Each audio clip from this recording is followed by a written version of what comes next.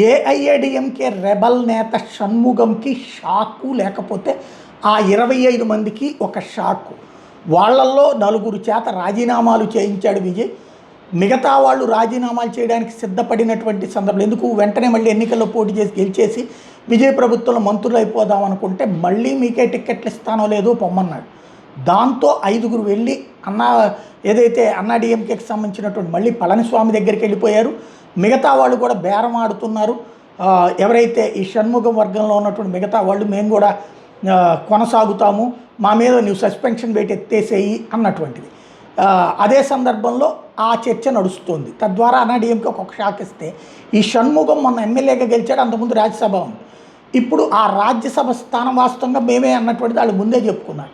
కానీ ఇప్పుడు ఆ రాజ్యసభ స్థానం ఇప్పుడు ఖాళీ అయింది కాబట్టి దాన్ని తనకి అయాచితంగా అడగగానే మద్దతు ఇచ్చి డిఎంకే నుంచి బయటకు వచ్చి 29 ఏళ్ల నుంచి ఉన్న డిఎంకే బంధాన్ని ఒక్క మాటతో యువతలకు వచ్చేసి తనకి మద్దతు పలికినటువంటి 5గురు ఎమ్మెల్యేలతో మద్దతు పలికినటువంటి కాంగ్రెస్ పార్టీకి గిఫ్ట్గా ఇస్తున్నాడు విజయ్.